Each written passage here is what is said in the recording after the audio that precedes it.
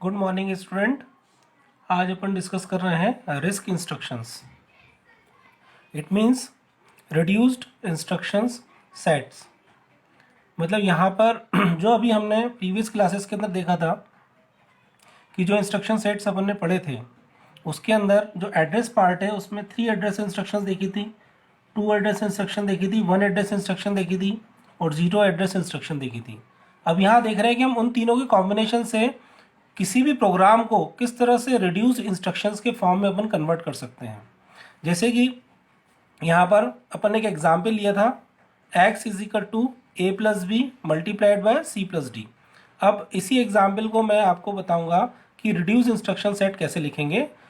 Basically reduce instructions जो हैं वो CPU के अंदर हम एक लोड इंस्ट्रक्शन और एक स्टोर इंस्ट्रक्शन इसका यूज़ करके हम पहले क्या करेंगे कि जो भी अपने ऑपरेंड्स हैं उन ऑपरेंड्स की वैल्यू को हम CPU के अंदर ले लेंगे और उसके बाद उसके ऊपर मैनिपुलेशंस करेंगे CPU के रजिस्टर के थ्रू, और जो हमारे पास रिजल्ट आएगा उसको वापस हम स्टोर कर देंगे काय में, स्टोर इंस्ट्रक्शन की हेल्प से मेमोरी के अंदर।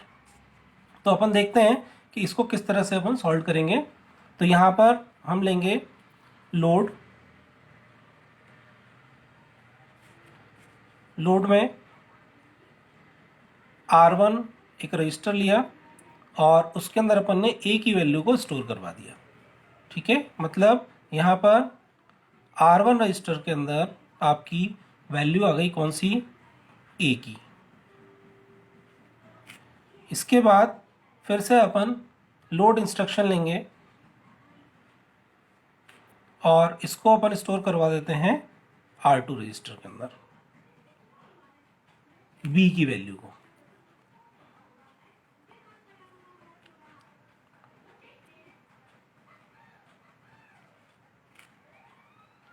अब आपके पास A और B की दोनों वैल्यू आ चुकी हैं, एक की R1 में आ गई है, एक की R2 में आ गई है। इसी तरह से हमारे पास अभी C और D दो वैल्यूज और बची हैं, तो इसको भी अपन पहले CPU के रजिस्टर के अंदर लोड करवा लें।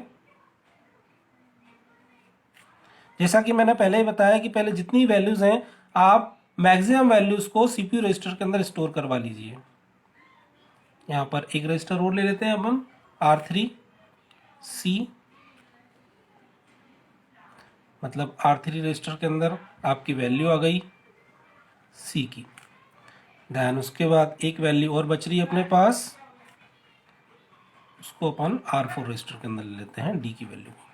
अब यहाँ पर हमको ये भी देखना पड़ेगा कि एट ए टाइम हम कितनी वैल्यूज़ ले सकते हैं, क्योंकि अवेलेबिलिटी ऑफ रजिस्टर्स, मतलब जितने हमारे पास CPU के अंदर रजिस्टर होंगे हम उतनी वैल्यू को ले पाएंगे और ज़्यादा वैल्यूज़ को नहीं ले पाएंगे। तो डिपेंड करेगा कि आपके पास नंबर ऑफ रजिस्टर्स कितने हैं। ये ले लिया, तो आपने पहले चारों वैल्यू को अपने CPU रजिस्टर के अंदर स्टोर करवा लिया है। अब आप पहला वाला ऑपरेशन परफॉर्म करवाएंगे, A और B की वैल्यू को अपन को ऐड करवाना है, तो हम लिखेंगे ऐड, और हमारे पास R1 और R2 दो रजिस्टर है जिसके अंदर A और B की वैल्यू स्टोर की गई है। तो हम यहाँ पर लिखेंगे R1, R2, R3। ठीक है, मतलब R1 रजिस्टर की वैल्यू, सॉरी ये R2 R1 लेंगे, ये R2 लेंगे, ये R1 की वैल्यू रहेगी प्लस R2 की वैल्यू रहेगी।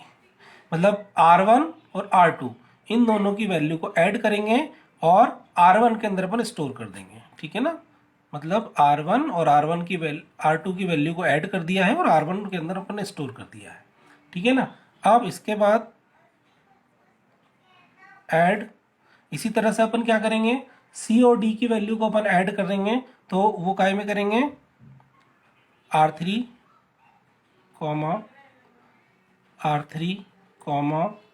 R4, मतलब R3 रजिस्टर के अंदर अपन वैल्यू को स्टोर करेंगे किसकी, R3 प्लस R4, मतलब C और डी दोनों की वैल्यू को ऐड करके अपन ने स्टोर कर दिया R3 में। हमारे पास R1 में वैल्यू आ गई है R1 प्लस R2 मतलब A प्लस बी की, और R3 रजिस्टर के अंदर अपने पास वैल्यू आ गई है R3 और R4 मतलब C और D की। तो A और B ऐड होकर के R1 रजिस्टर में आ गया है, C और D ऐड होकर के R3 रजिस्टर के अंदर आ गया है। अब हम क्या करेंगे, इन दोनों को जो हमारे पास दो वैल्यूज आ गई हैं इन दोनों का मल्टीप्लाई करेंगे। तो यहाँ पर हम ऑपरेशन परफॉर्म करेंगे मल और R1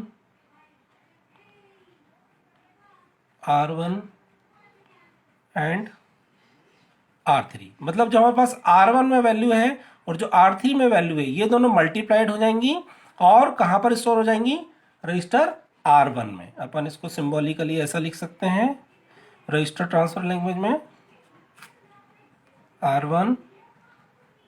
R1 multiplied by R3। ठीक है, अब ये जो हमारे पास R1 में वैल्यू आई है इसको हम स्टोर करवा देंगे, स्टोर X, मतलब ये कहां पर स्टोर हो जाएगी, X के अंदर वैल्यू काहे की R की। मतलब इसको अगर हम रजिस्टर ट्रांसफर लैंग्वेज में बात करें तो मेमोरी लोकेशन है X और उसके अंदर हमने वैल्यू स्टोर कर दी R1 की। ठीक है, तो यहां पर अब आप देखिए कि हमने पहले जितने भी वेरिएबल्स हैं हमारे पास उन वेरिएबल्स को हमने लोड कर लिया है अपने सीपीयू के रजिस्टर्स के अंदर, और उसके बाद हमने उसको जो है उसके ऊपर ऑपरेटर लगा करके और ऑपरेशन परफॉर्म करवाएं। ठीक है, और अगर मैं प्रीवियस बात करूं 3 एड्रेस इंस्ट्रक्शंस की, तो 3 एड्रेस इंस्ट्रक्शन में आप देखिए कि यहां पर हमने R1 एक रजिस्टर लिया था और A और B की वैल्यू को अपन ने मेमोरी से कॉल करा था। यहां पर अपन ने R2 रजिस्टर लिया था, C और D की वैल्यू को मेमोरी से कॉल करा था। अब हो क्या रहा है कि अगर हम यहां पर इस टाइप की इंस्ट्रक्शंस लिख देंगे तो यहां पर A और B मतलब कि आपको डायरेक्ट मेमोरी को एक्सेस करना पड़ेगा। देखिए मेमोरी को एक्सेस करना पड़ रहा है, तो यहां पर ये जो इंस्ट्रक्शन है इस इंस्ट्रक्शन को एग्जीक्यूट होने में टाइम लगेगा। इसलिए अपन ने सॉल्यूशन क्या निकाला है कि हम जो ये 3 एड्रेस वाली इंस्ट्रक्शन है इसको हम रजिस्टर के अंदर सॉल्व करवाएं। तो इससे क्या होगा कि हमारी एग्जीक्यूशन जो हो जाएगा फास्ट हो जाएगा। इसलिए इसको हम बोल रहे हैं क्या, रिड्यूस्ड इंस्ट्रक्शन सेट। ठीक है, हमने यहां पर कॉम्बिनेशन रखा है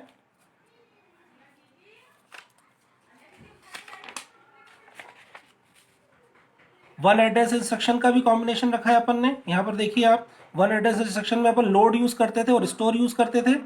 ठीक है, तो अपन ये बोलेंगे कि जो रिड्यूस इंस्ट्रक्शन हमने बनाई है वो वन एड्रेस इंस्ट्रक्शन है, और यहां पर जो हमने ली हुई थी 3 एड्रेस इंस्ट्रक्शंस, इन दोनों के कॉम्बिनेशन को लेकर के और हमने जो है क्या बनाई है यहां पर, रिड्यूस इंस्ट्रक्शंस।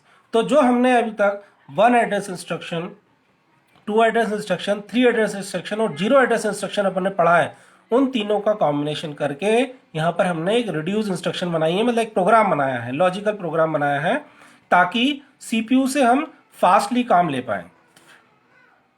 ठीक है जी स्टूडेंट्स, तो यहां पर अपना ये वाला पूरा चैप्टर खत्म होता है। इसके अंदर आपको जो भी कोई डाउट हो आप मुझसे पूछ सकते हैं। Thank you.